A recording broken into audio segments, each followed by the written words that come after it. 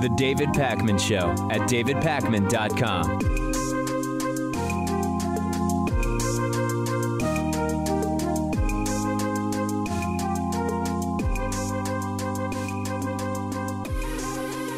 Just days after the FCC's net neutrality repeal was enacted, which was on Monday, CNN is reporting that AT&T's buyout of Time Warner, which owns CNN, has been approved by a judge. And we're descending even further into what I'm calling media consolidation dystopia. And I first reported to you, who knows when, I mean, late 2016, that AT&T made a deal to buy Time Warner for $85 billion. Some people are calling it a merger. It's really a buyout, but effectively it is the coming together of these two companies. I think it's okay to call it a merger, even though legally speaking, that's not what it is. I told you that this deal would be a disaster for consumers, okay? It would be bad for competition. It would raise prices. It would reduce choice. And I told you at the time that there should be legal challenges to that merger or buyout. And there were, including from the Trump administration, although possibly for personally vindictive reasons rather than questions of antitrust.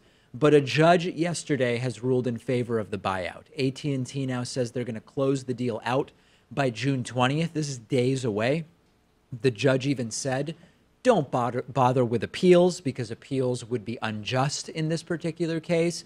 And we know that Donald Trump has been at least sort of nominally opposed to the buyout, but it's mostly because the guy doesn't like CNN and Time Warner is owned by CNN. But nevertheless, it's happening. Despite Trump's wishes, despite my wishes and a lot of other people's wishes, this is going to happen. And content that is produced by Netflix and Amazon, which for all the criticisms that we can have about Netflix and Amazon were causing cord cutting, people canceling cable, right?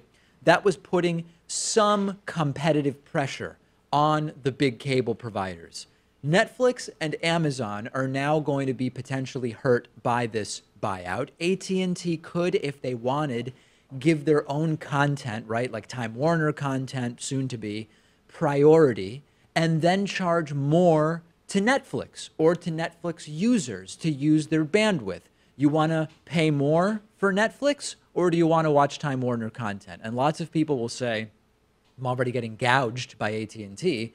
I'm not going to pay even more to be able to watch Netflix content without constant rebuffering. I don't know. You could say, I'll cancel my cable and just buy internet from AT&T. Well, then your internet becomes much more expensive because you no longer have a bundled package, and it's still Netflix.com that could be slowed down or deprioritized. So good luck with that. And we have in the last, I guess, 72 hours, the enaction of the net neutrality repeal and even more media consolidation. Consumers are going to have a very bad time. And I wonder, and I'm not asking this rhetorically, I genuinely wonder, what is CNN's coverage of net neutrality going to look like after this buyout? Then I remembered, oh, right, they barely covered it to begin with, so I guess that's not going to change much. We're still not going to hear a damn thing about net neutrality from CNN or Time Warner or AT&T, and this is only going to continue. This is a signal. If you are Comcast, which is potentially going to be buying part of Fox, or Disney, which also wants to buy part of Fox or is trying to already, if you see this decision from the judge and you see the direction that this is going, it's a green light for even further consolidation. And we've been tracking and participating in the rise of independent media for years, right? We are an independent media program. We've been covering independent media. And there are two forces which could completely decimate our industry. It's not even really an industry. It's more of a niche. Number one, getting rid of net neutrality just happened, right? Decided months ago, enacted on Monday, and more media consolidation happening and more is coming. And if you want just like a little hint as to how the future of these mega mergers is going to go, look at the fact that the judge in this case imposed no additional conditions on AT&T buying Time Warner. The judge just said, sounds good to me, and don't even bother appealing. So this is I don't know what else to call it than a red alert dystopia. Yeah, it's really bad. And maybe AT&T and Time Warner don't have a monopoly on the industry, But telecommunications is so big of an industry and impacts so many people in so many different ways. You may get your news through it, you may connect with people on it, you may get entertained by it. And so it's really upsetting that, fewer and fewer voices are going to be heard from all of us. I think, Comcast owns, what is it, NBC, and then Viacom and CBS may be getting together too. Yeah. I think we're going to see a lot more of this. It is the exact sort of cautionary tale that for about 25 years, really, I mean, at least 22 years since the 1996 Telecommunications Act, but really 25 or even 30 years, serious media analysts and academics have been warning about, and it's happening. Your media will become more expensive. You will have to work harder to find alternative media. The distributors of media, as Pat is pointing out, are increasingly going to be the producers of media as well. And if you're hoping that now I get to Pat's silver linings that people sometimes hear, or me telling you what to do to fix this, I don't know, right? I mean, I'd say contact your representatives, except they're mostly okay with this stuff. Democrats did vote for net neutrality, but really all of them complicit in the status quo that's being perpetuated. Vote them out then, right? I don't know what else to say. Yeah, it's a call to action to support the shows that you like, the specific websites you like, and, maybe supporting independent media shows like ours. Very nice. I like that, Pat. Pat's now getting in on the indirect references to membership in Patreon. But seriously, I actually don't have good news. I like to try to wrap up the story with some at least cautiously optimistic something, and I don't have it because it's really, really getting bad. Just one day after calling Kim Jong-un smart, funny, and a great person, Donald Trump is so upset with Canadian Prime Minister Justin Trudeau that he's now going to be punishing the people of Canada. Trump was interviewed by George Stephanopoulos this was the same interview we'll talk about later where Trump ascribed to himself one of the greatest human memories of all time, which was why he didn't need to take any notes during that meeting with Kim Jong-un. During the same interview, Trump said that he is just so displeased with Justin Trudeau's recent press conference that he is going to make it cost a lot of money for the people of Canada. He learned you can't do that, said Trump, speaking about Justin Trudeau. We have simultaneously direct threats to the people of one of our great allies, Canada, and compliments all around for brutal dictator Kim Jong-un, who has his own family members murdered in cold blood. What does this do for the prospects of renegotiating NAFTA, which Trump has campaigned on? It's not going to help. What does this do for Trump standing, for Trump's sort of position within the G7, which was already pretty touch and go? Doesn't help. And it's not even totally clear what set Trump off about the Trudeau press conference. Trudeau has been critical of the steel and aluminum tariffs. He said that Canada isn't going to be pushed around by Trump, but that's not an insult, right? It's just saying we are a country and we can make decisions and we're not going to be pushed around. It's notable only if the assumption is Trump should be expected to be allowed to push anybody who he wants to push around. And I was talking to some Canadian friends who said, yeah, listen, I don't agree with what is being said by Donald Trump here, but this is great for Justin Trudeau. And I looked into the approval ratings for Trudeau, and as of just a couple of months ago, Justin Trudeau's party had only a 44% approval, which for Trump would be a record high, but for Trudeau is actually quite low.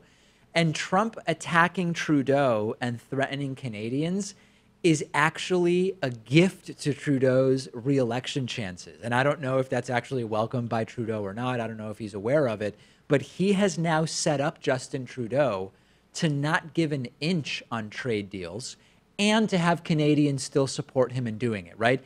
If Trump hadn't attacked Trudeau and the Canadian people, Trudeau would actually take some flack for resisting renegotiating a trade deal or signing a trade deal or whatever. Canadians now are going to stand behind the guy, even if in the short term he makes decisions that might not be the best decisions for Canada. Canadians are going to be increasingly willing to say, you know what? Trump went after him, Trump went after us, and we stand behind Justin Trudeau holding firm here because we don't want him to be pushed around. I don't know what the future is of Canadian-U.S. relations, but what I do know is that the contrast between how Trump is treating Kim Jong-un and treating Justin Trudeau is unimaginable, would have been unimaginable a year ago, or 3 years ago. And I think that this is probably a good thing for Trudeau. Yeah, my sense is that this will certainly backfire on Trump because Canadians seem a lot more liberal than us here in the United States. And what Trump is really saying is that Trudeau doesn't care about his own people so much because he's going to let them be victims of a trade war. Sure. Contrast that to what he said about Kim Jong-un at the summit, which is that Kim loves his own people. You can't really make that argument when the guy has gulags and is killing his own people day and night. The guy who's killing his own family members, forcing famine and starvation upon his own people, and running one of the most brutal totalitarian regimes, according to Trump, loves his people. But Justin Trudeau apparently is indifferent to the Canadian people because he, quote, insulted Trump, I guess merely by saying he's not going to be pushed around. This is a new era of American diplomacy, even though you can't really call it that, and geopolitics. And consider once again, right, this is what I keep going back to, the contrast between our relationship with Canada and North Korea. Canada has teams in our sports leagues. North Korea sent Otto Warmbier back to us in a coma. And Trump is friendlier over the last week with Kim Jong-un than he is with Justin Trudeau. Trudeau might actually get more respect from Trump if he decided to start developing nukes, forcing starvation upon the Canadian people, and having his uncle murdered or something like that, because that's what Kim Jong-un has done, and it's getting compliments for Trump. It is the era of the United States of America embracing North Korea and Russia and Turkey while seemingly deliberately ruining our relationships with the European Union and Canada and Mexico.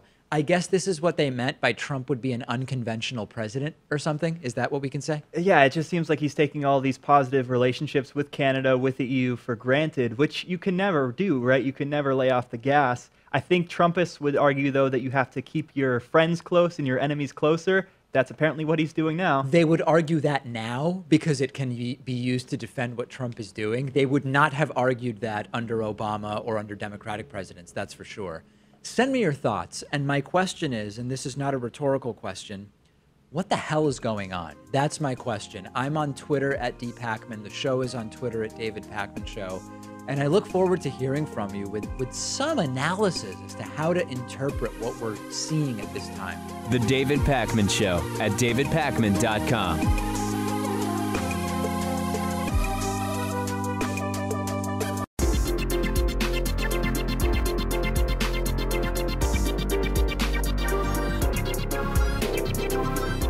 The David Pacman Show at davidpacman.com. Today's new member of the day is Barbara Bales. Barbara, thank you. I really appreciate you being a David Pacman Show member and getting all of those great member benefits, including the world-famous bonus show. But it is not just new members that I want to thank. I also want to say thanks to Brian Wintermute, who has been a member since 2012, today's long-term sustaining member of the day. Join Barbara and Brian by signing up at www.joinpacman.com. 40% off coupon code available. Vote soon, 18. All right, it's time. Let's get into this week's Hatriot Mail. So what if the president's been accused of sexual harassment 15 times? Or that he paid hush money to a porn star? At least he never wore a tan suit. Hatriot Mail. Written by patriots who hate David Pacman. Because America. And because freedom. So last week, Hatriot Mail coined a new phrase that I really like, which is ad hom of him. Instead of ad hominem, it's an ad hom of him. This week, there's another new phrase coined by Hatriot Mail, but it makes no sense. The phrase is anti-facets, it's opportune. And if that doesn't make any sense to you, it certainly doesn't make any sense to me. Let's take a listen. David Pacman, I had sex with your wife, you cuck. I am clicking not interested in the David Pacman Show. Don't want to listen to this PC vindictive X show anymore. A news radio station? David Pacman. And a wife whose bitter's ass is also clearly greedy. Didn't you have concerns, David?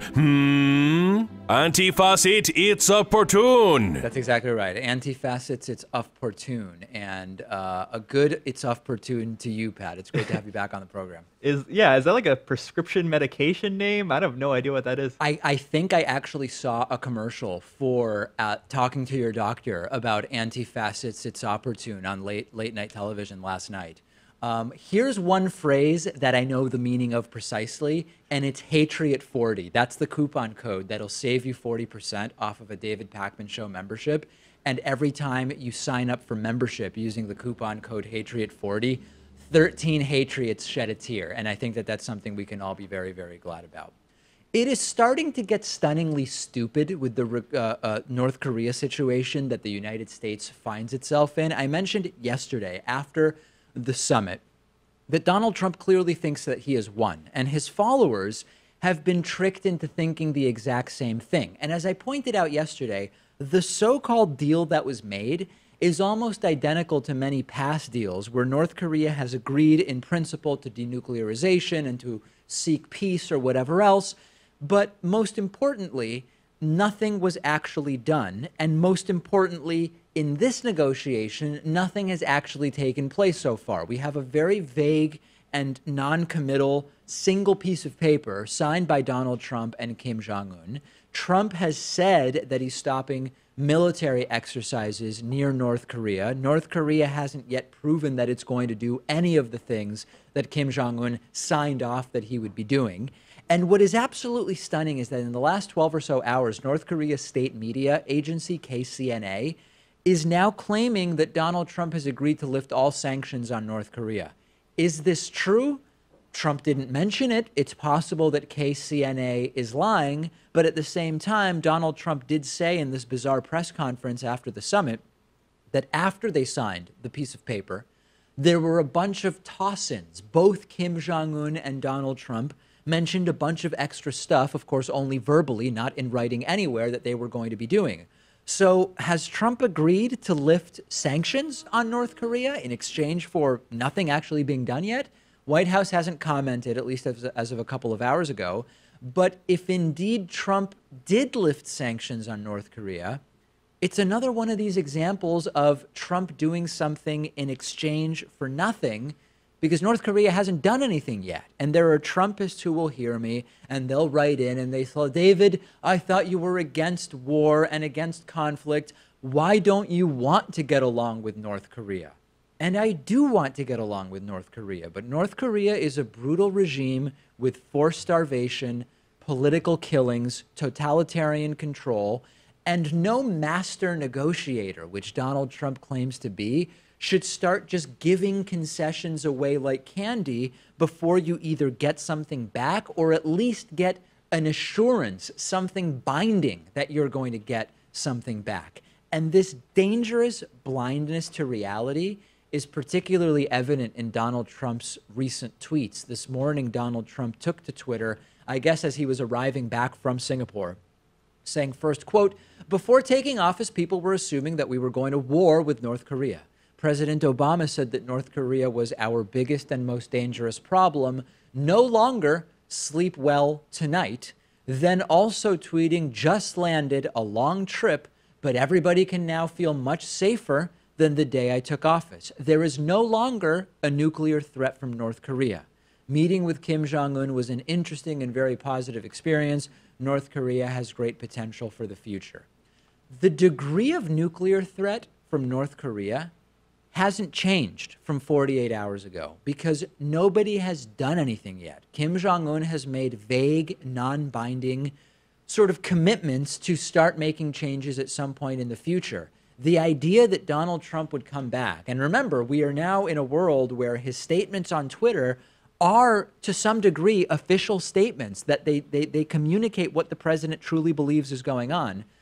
The idea that Trump thinks the nuclear threat from North Korea has been eliminated is stunningly ignorant and dangerous. He signed a piece of paper agreeing to things that North Korea has previously agreed to do and then subsequently ignored. And Trump is literally tweeting, no more nuclear threat from North Korea.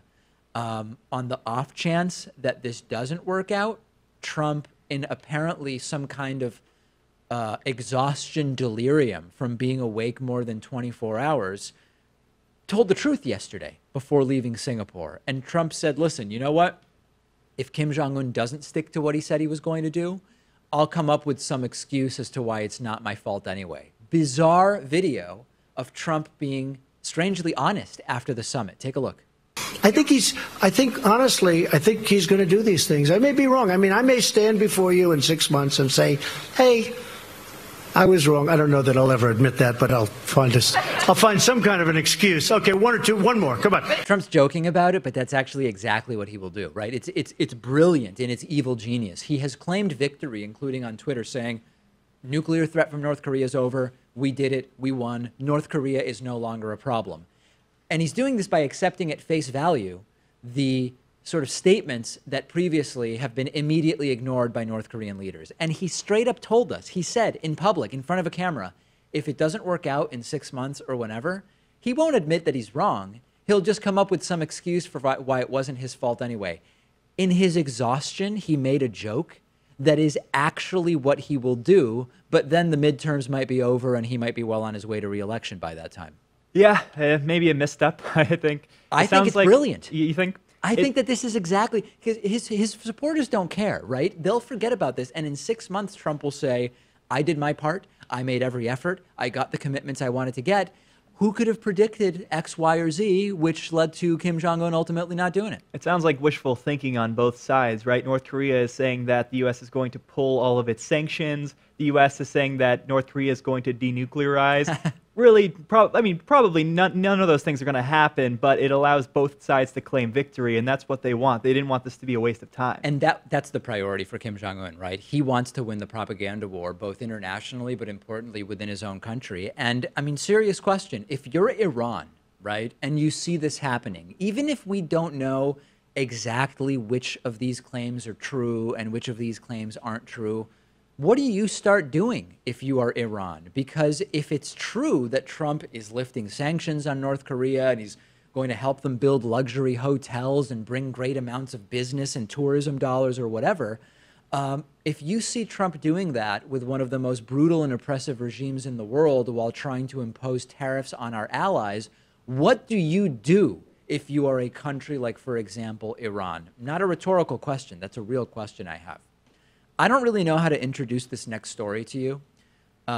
North Korea is known for producing propaganda videos, and the hallmarks of these videos are total delusions of grandeur with regard to Kim Jong-un, portraying him as almost like a godlike, unquestionable hero, narcissism, narratives that make no sense, a really ostentatious tone. And we learned that right before Donald Trump and Kim Jong-un walked into the room for the Singapore summit, one of these propaganda-type videos was played. And in the room, initially, people believed that this was a North Korean video, that the music and the content, everything seemed like North Korean propaganda portraying Pyongyang as some kind of amazing cosmopolitan paradise. It was later learned that this was a White House-produced video. The White House produced and played a video that was indistinguishable from North Korean propaganda right before the summit. Take a look at some of it. 7 billion people inhabit planet Earth. Of those alive today, only a small number will leave a lasting impact. And only the very few will make decisions or take actions that renew their homeland and change the course of history. History may appear to repeat itself for generations, cycles that never seem to end. There have been times of relative peace and times of great tension. While this cycle repeats, the light of prosperity and innovation has burned bright for most of the world. History is always evolving, and there comes a time when only a few are called upon to make a difference. But the question is, what difference will the few make? The past doesn't have to be the future. Out of the darkness can come the light, and the light of hope can burn bright. What if? A people that share a common and rich heritage can find a common future. Their story is well known, but what will be their sequel? Yeah, so it's an embarrassment beyond words that the White House would produce such a video, period. But it is especially embarrassing that it portrays North Korea in this way, right? It's portraying North Korea as this just idyllic place. Kids are skipping through Pyongyang. Kim Jong-un is waving to crowds of adoring people. It is White House-produced propaganda in the style of North Korea. And then putting all doubt to rest, last night, Trump himself actually shared it on Twitter, saying, here is the video, a story of opportunity that I shared with Kim Jong-un at the Singapore summit. There is one possible defense of this, which I've already heard from Trumpists, and that defense is, David, Trump knows that this is propaganda. The White House knows that this is propaganda. This is just to butter up Kim Jong-un to get him to make commitments that we want him to make. If that's the case, it failed because Kim Jong-un committed to nothing and made only the same sort of vague statements of support for unenforceable future denuclearization. Can you believe that this is now what the White House is producing? I mean, it was interpreted as North Korean propaganda, and it was an official White House video. Yeah, I mean, what else could they possibly be doing, though, in that White House? I guess there's nothing else to fill that time that they have day to day. I guess maybe somebody there actually thought, like, this makes sense, right? Let's couch this entire thing as an historic event. And they are certainly saying that it was in a ubiquitously positive way. I agree that this is historic in the sense that most presidents have understood the risks of meeting with North Korean leaders without preconditions, without having them previously make sort of real commitments to change.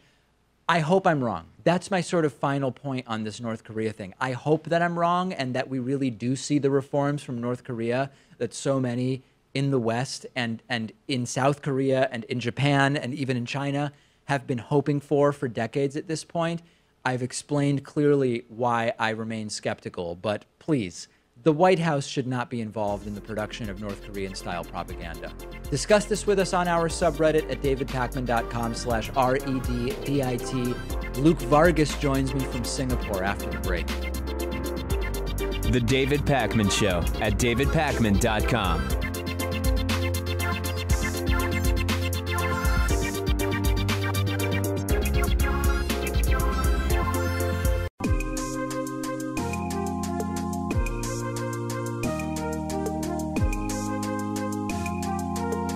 Welcome back to the David Pakman Show. Luke Vargas joins me today from Singapore. He's the chief foreign correspondent for Talk Media News. He also hosts the weekly foreign policy radio show and podcast, Wake with Luke Vargas. He's not just vacationing in Singapore. He actually has been there for the Trump-Kim Jong-un summit. And let's sort of start with the basics, Luke. I mean, talk about the setting, talk about the structure of the meetings, what can we glean sort of not so much from the actual paper that was signed, but from body language and kind of like the flavor of what's been going on there. Well, I've been here for a while and I'm going to be here longer than apparently I need to be. There was some talk among the White House planners that everything was ready for this to possibly go into a second day. And as we'll talk about later, the fact that the rapport was strong, the deal making was occurring right even after the communique was signed. I'm not quite sure, and I wish I could have asked President Trump or someone else, why did this summit get cut off where it got cut off, but that's a matter for another day. This is the perfect place, in my view, for a high-stakes international summit. Singapore, maybe like a country like Oman, which also plays one of these unique sort of regional power brokering roles, has figured out most of its domestic issues, and kind of like a really good friend in a stable relationship is just there to help you out, and they're eager to pick up the tab and handle the security for foreign dignitaries. And I have to say that this is the safest city in the world, according to a number of different studies. And I think in many ways that was palpable just going to all these conference events. I mean, there was security and a big military presence, but I've had, encountered a more militaristic security approach to events in New York City. And I think a lot of that has to do with the fact that Singapore is so safe. There's not a lot of other sort of factors that could really mess this whole summit up. The summit itself, not that interesting in many ways. It was not the in my view, the pomp and circumstance even of the DMZ meeting between North Korea and South Korea in April, where you had all these military honor guards and music and all these photo ops. There was some of that yesterday, but not quite as much. It started with a 40-minute meeting face-to-face. Some people were sort of freaking out about this, historians and journalists, because there was no one else in the room other than the heads of state and their translators. I sort of saw this as a good thing. I mean, these are two leaders that do need to get to know each other, and if the goal here is to avert, a nuclear war, then even spending 40 minutes talking about cars or New York City nightlife is better than not having a chance to look into your adversary's eyes. So that's how it begins. Then relatively boilerplate 2.5, 3 hours of bilateral meetings and culminating in this signed agreement. We'll get to that in 1 second. And body language, I think in many ways, Kim Jong-un's body language was the one to watch. I think we know how President Trump comports himself. I thought Kim in many ways was mirroring Trump at points. He's a man who's shorter, and that's always been a concern to his aides who wanted to make sure get overpowered when standing next to Trump. I thought Kim did a great job sort of matching his posture and gait. If you look at these photos of the two men walking down these colonnades at the hotel, they are almost walking in precise unison with each other. I think that's Kim mirroring Trump, not the other way around. And yet I also thought Kim in many ways is cognizant that, for his propaganda filmmakers, he wants to give them two types of summits, right? He wants to give them enough material that looks like he's affable, a genial man who's willing to play nice with an adversary, but also subtle physical gestures, putting his hand on Trump's back as they walk out of a room, that if at any point the relationship goes south again, he can say, look, I was walking this guy around and leading him everywhere. And so I thought he was certainly very conscious of the way he was appearing on cameras. Yeah, and maybe some elements of shared bonding over food. I mean, neither of them is particularly trim, and that may have been something that led to the furthering of the possibility of international peace negotiations. But let's get to the actual joint statement that was put out, right? Which my analysis, not to redo it all for you now, but my analysis was not unlike that of some others. I thought that most of what was in the agreement, the joint statement, was relatively unremarkable, mirroring commitments that have been both vague and unenforceable from North Korea in the past. And I'm curious, how was the content of that statement communicated to you guys, to press that were there? Terribly. We were all stuck in buses, about 200 or so journalists divided. And this is not just, people like me or even sort of younger journalists. It was network news anchors, and Hannity was on another bus. I saw Roberts from Fox News, slumped against a window in a hot bus waiting in traffic. I mean, all of us were stuck in the middle of Singapore traffic trying to get to the press conference several hours later. And everyone's huddled around cell phones trying to listen to the signing statements and then trying to figure out what had been signed. I mean, the White House is spinning this already. Everyone's talking about a historic deal, and yet nobody knows what has actually been signed. And the White House doesn't send anything officially until 3 hours later, which is an hour into Trump's 1 and 5 minute press conference. And so if I understand correctly, Trump's doing the press conference. He's already well into the press conference, bragging about what was achieved, but the content of the statement that they signed had not yet been communicated to the press. That's correct. I mean, Bloomberg, I believe, was the photography pool for the signing statement, and they had a telephoto lens, of course, and zoomed in. And one of their reporters, they probably kept it in-house for a minute and tried to analyze it, but then they sort of started circulating snippets of it. But I guess it's always possible that something else was signed or the formal agreement was different than what was brought to the table, so we didn't really report on it fully. But yeah, in the press conference, you can hear Trump sort of saying, everyone's seen this, and the reporters, including myself, started shouting back, no, we haven't. And finally, he gets the message and sort of says, hey, guys, send it to them. But they still don't do it for 25 minutes or something. It's back to the content of the document. It's really 4 paragraphs at the end of the day. The joke is that these things called joint communiques, of which this was a sort, was a communique to communicate, that it really didn't have much meat on it. The 4 key elements, 2 of them I think we can just toss out right away. They're very vague pledges to build a peace regime on the Korean Peninsula, to revitalize the relationship. And there's nothing wrong with even saying you're going to revitalize the relationship, but one would have expected something more, a date for exchanging ambassadors, maybe a pledge to create a special interest section or interest section in Pyongyang and maybe one in DC. But again, that's very vague. there is a nuclear line which says that essentially, and there's no new language here, that they're going to stick up for the Panmunjom Declaration, which is from April. That's the document that was signed at the end of the DMZ summit. And that document also, if you go into that, it's a little bit longer than this, but it also just talks about phased disarmament and doesn't have any specifics. And that was purposeful. That document was crafted because there was an expectation that when Trump and Kim met, there'd be more robust nuclear language that would supersede it. And of course, that hasn't happened. And now the Panmunjom Declaration looks beefier than this. And the final point, which having just read the Korean Central News Agency, North Korean propaganda story about, appears like it was a spontaneous ask from Trump, which was relating to the POVs, getting back the remains of people, Americans who died or were captured in North Korea in the 1950s during the Korean War and whose remains are still there.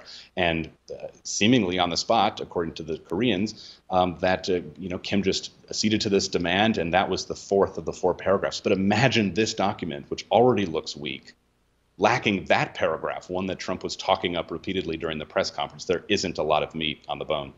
So let's talk about the press conference. You were in the third row during the press conference, and there were a number of sort of unusual elements during this press conference. Once was that there was this video that we would have assumed was North Korean propaganda. It was actually produced by the White House, and we were talking about that on the program today. Also, there were references sort of offhandedly to additional provisions that Trump and Kim Jong-un sort of discuss verbally after the joint statement was signed, which of course exists nowhere on paper, and make this entire thing even more bizarre in my mind, which is that it seems as though the differences between this negotiation and prior negotiations exist only verbally and took place after the signing of the document that was published. Yeah, well, that notion of a toss-in is a real estate term. I mean, you do these, once you sign something on paper, then the landlord is throwing in all sorts of concessions, and the new tenant is excited. Oh, the landlord's listening to my demands, but conveniently they're all verbal agreements, and you can never point to a lease and say, hey, you said you were going to dismantle that nuclear site or something like that, or install the new washing machine. So yeah, I mean, there's a huge gulf between the deal that's on paper and the deal President Trump seems to think about in his head. Let's talk first about the video, which startled all the reporters. There was no introduction to this, and it was a Korean video first. They played it in Korean and then looped it all back again. So it's like a 5-minute video played twice for us.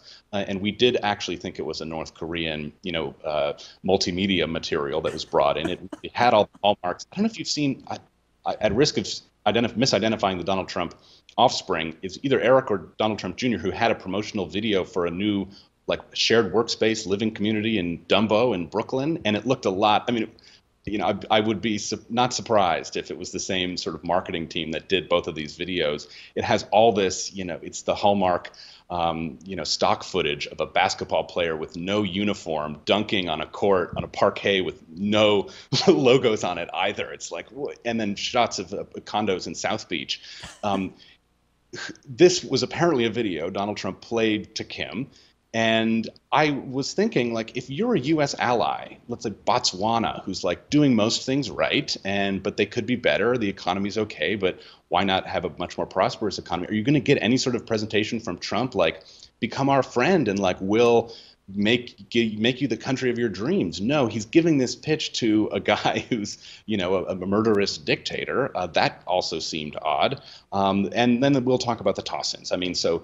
The biggest one, of course, is a concession from the U.S., which isn't anywhere on paper. And it's possible, like other things Trump has demanded of the military, that they are going to wait for some more formal order to, in this case, stop the joint military exercises with South Korea. And maybe they'll never actually get it. Certainly, Trump's decision to call these war games, to say they aren't necessary for American and Korean security, that they're too expensive, that Korea isn't footing enough of the bill. The Pentagon doesn't share those beliefs and is operating on the assumption that the military exercises are going to continue. The other toss-ins are concessions coming from North Korea, saying they're going to destroy a missile facility, saying that they're going to stop nuclear and ballistic missile tests. Again, that would be a really nice thing to have in writing, because they have never agreed to that formally before. But Trump seems to think this, again, most important nuclear-related matters of this whole summit it's fine to just leave those as in sort of informal handshake agreements. And of course, there's an innocent explanation here and a cynical one. The innocent one being, look, these are very sensitive issues. They don't want to mess them up. They don't want to be premature in putting language out there that both sides might not agree to. And there is agreement on all sorts of fronts. They're just going to wait a few weeks to put it on paper. The much more cynical explanation, which I'm somewhat more inclined to believe, is that, take out the POW demand that Trump apparently had the last minute, which did get, moved into the agreement. And there actually isn't anything. These guys are not, positions are not converging despite all the recent meetings. And Trump goes up to the podium saying, shoot, I didn't agree to anything. Let me just sort of start talking about some unicorn deal that doesn't exist and will it into existence. And that would be concerning, of course. Luke, in the limited time we have left, lack of nuclear knowledge seemed to be a theme of the press conference that happened there. In other words, Trump talked a lot hyperbolically about successes, but it didn't really seem as though he knew much about sort of how so-called nuclear works, how disarmament would work, or really any of the logistics.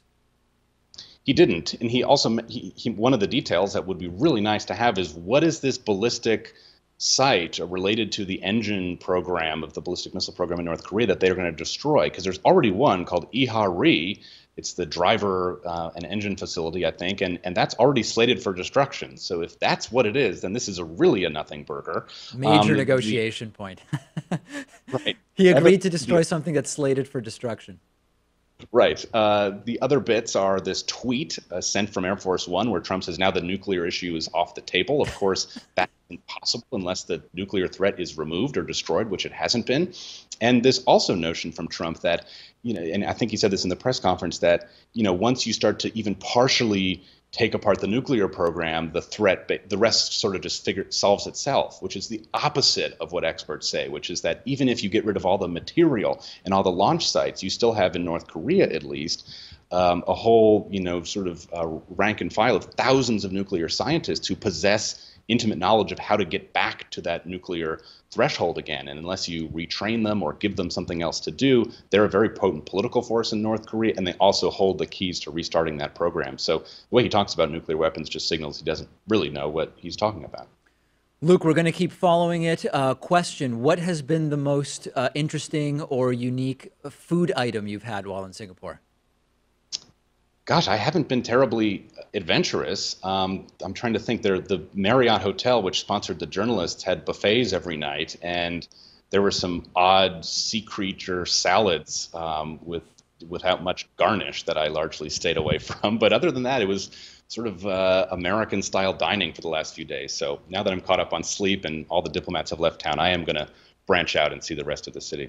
All right, Luke Vargas, Chief Foreign Correspondent for Talk Media News. Unseasoned sea creature salads. You heard it here first. That was one of the big revelations from the summit in Singapore. Luke, pleasure as always to be talking to you. Thanks, David. Talk to you soon. The David Pakman Show at davidpakman.com.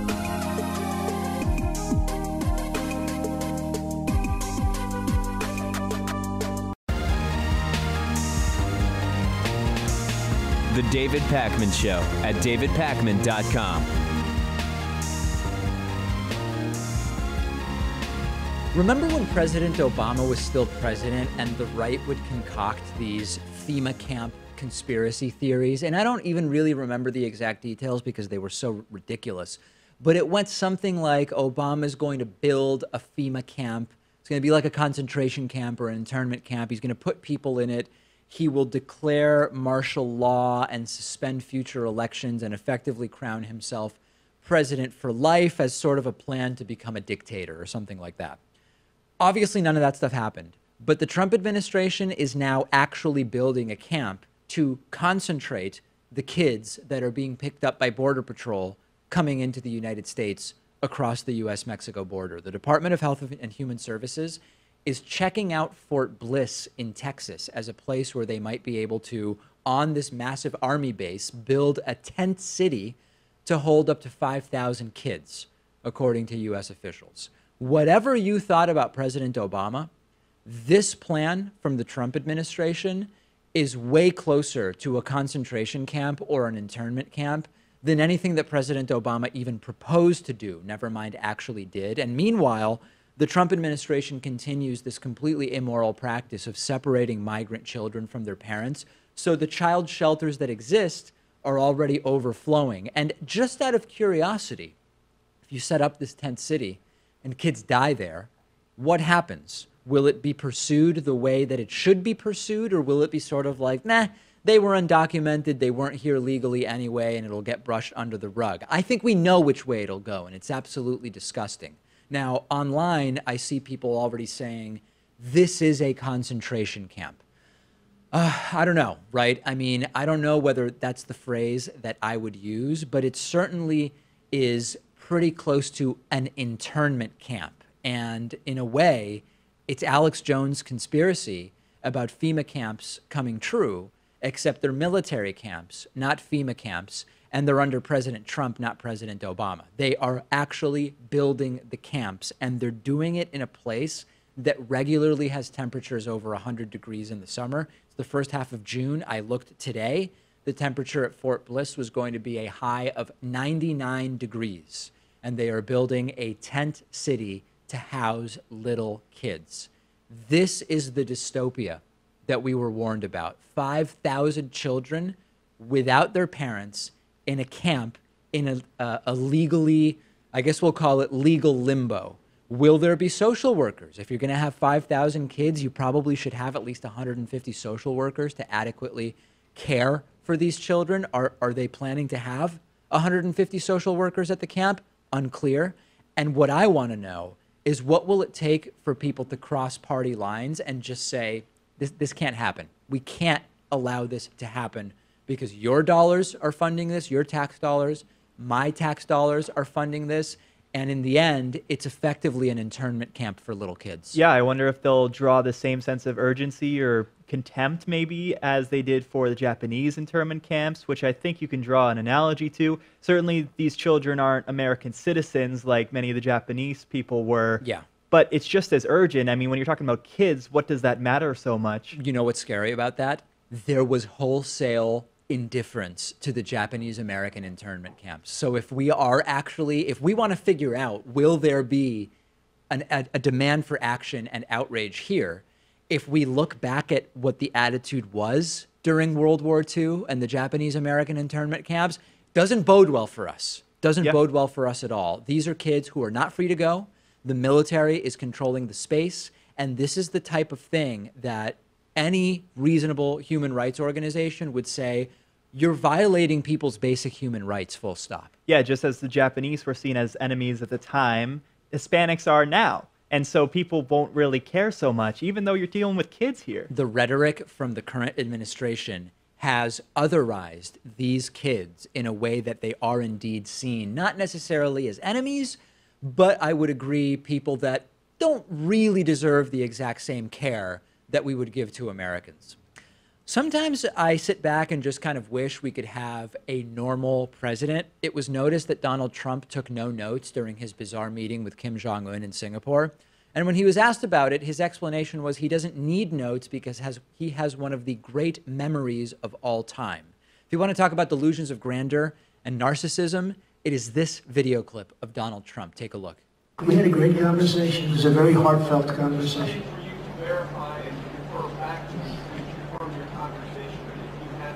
Well, I don't have to verify because I have one of the great memories of all time. So I don't have to. Okay? You might remember that Donald Trump also said last week that he didn't really have to do much preparation for the summit. And I guess that ended up being true, since I predicted 2 months ago that North Korea would agree to the same stuff they always agree to and that they haven't actually done. But what I want to focus on is Trump's claim that he has one of the great memories of all time. Trump's memory is terrible, right? Trump supposedly couldn't remember anything about his entire affair and payoff with Stormy Daniels. He couldn't remember having repaid his lawyer, Michael Cohen, $130,000 in hush money. And just yesterday, he literally couldn't remember the name of the new Italian prime minister that he met just days ago. I mean, he couldn't remember the guy's name. Take a look. I have a very good relationship with Prime Minister Abiy. I have a great relationship with the new man who I like a lot, as you know, from Italy. He just won, and, you know, we had very good, and frankly, really good with Merkel, really good pretty much with all of them. One of the great memories of our time doesn't remember the name of that guy, the world leader from Italy that he met 3 days ago. Here's Trump forgetting that he had mentioned John Cornyn 15 seconds earlier and mentions him again and says, oh, I didn't mention the guy. This is from February. A big win we had, Mitch. Senate Majority Whip John Cornyn. John, thank you. Great job. House Majority Whip Steve Scalise. Again, Steve, thank you. So he mentions Cornyn. House Majority Leader Kevin McCarthy. Kevin. Chair John Thune and House Conference Chair Kathy McMorris Rogers. Did they forget your name, John? I don't know. What's going on here? John Cornyn, everybody knows. They didn't put his name up, but that's okay. That's the first time that's ever happened. Hey, John, that'll never happen again. In 15 seconds, forgetting that he just mentioned John Cornyn. And then here's a personal favorite of mine, Donald Trump, who I guess forgot what Rudy Giuliani's face looks like, wonders where Rudy Giuliani is when he's sitting right in front of him. With that, I want to introduce Rudy Giuliani, and he's going to be working with Jared Kushner and with Tom Bossert, who are also here. And Rudy's very much of an expert on cybersecurity. It's been a very important thing to him and to what he does. And maybe I'll ask Rudy to say a few words. Well, thank you very, very much, Mr. President. First of all, congratulations on what is, in fact, a historic start of the administration. Right in front of him. Come on, guys. If Trump's memory is so incredible, why did Rudy Giuliani actually say it's not a good idea for him to speak to Robert Mueller because memory is malleable and the truth is relative? If Trump's memory is really so great, sit him down with Robert Mueller and let's get this thing over with once and for all. Trump's like the kid who badgered others for studying for a test in school or for putting on their seatbelt. It's almost like a point of pride that he doesn't take notes. 100% intelligent, lucid, brilliant people take notes. James Comey, for example, comes to mind, whose notes are of particular interest. And this is just another one of these attempts to appeal to the lowest common denominator of intelligence. It's sort of like a faux superhuman thing going on, and it actually does influence some of Trump's followers who just eat this stuff up. Hey, man, did you see Trump? He didn't even need to take notes for that summit. It is absolute and utter nonsense. We've got a voicemail number. That number is 219-2-DAVID-P. Let's take a quick listen to a voicemail. This is a voicemail about Hatriot Mail. Take a listen. Hey, David. Just wanted to say, I think my favorite thing about Hatriot Mail is that the people who are writing in are probably the most likely to be people who would say that you should be required to learn English to be a part of this country. Yet, I mean, you get what I'm saying. You know people can't type. Yeah, that's funny. So the Hatriot Mail is these dramatic readings of hate mail that I get. Hatriot Mail is known for horrible spelling and grammar, and politically, it's the Hatriots who would insist that everybody must learn English and speak English in the United States and that other languages aren't acceptable. That is an interesting contrast with Hatriot Mail that never occurred to me before. The voicemail caller didn't really finish the point, but I think we both picked up on the same thing he was trying to say. I understand what they're saying, for sure. And it is a very, very good point about Hatriot Mail. And unfortunately, I wouldn't expect Hatriot Mail to become the type of incredibly well-crafted narrative prose that we might be used to if we regularly read well-written fiction or whatever.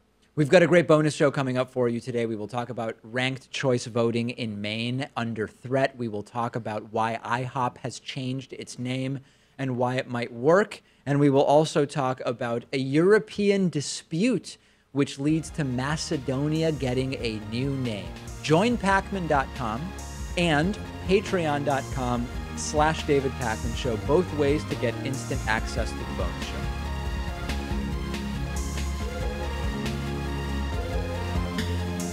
The David Pakman Show at davidpakman.com.